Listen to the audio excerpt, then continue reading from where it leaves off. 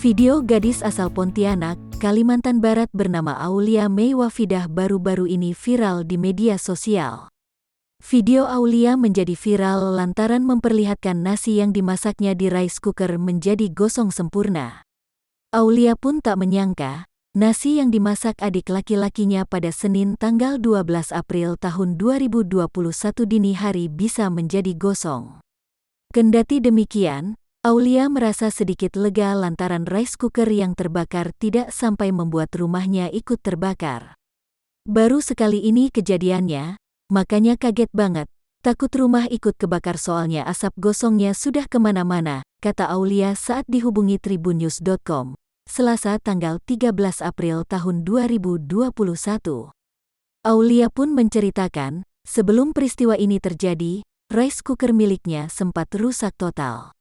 Lantaran terbentur biaya, Aulia pun tidak membeli rice cooker baru dan hanya memperbaikinya saja. Tetapi setelah diperbaiki, rice cooker miliknya sudah bisa digunakan dengan baik seperti semula.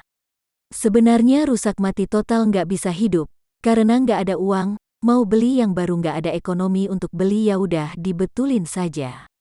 Awalnya nggak masalah itu rice cooker entah kenapa kemarin tiba-tiba bisa gitu, ujar mahasiswa ini. Saat mengetahui rice cooker miliknya rusak dan nasi yang dimasak sampai gosong, Aulia mengaku sangat terkejut.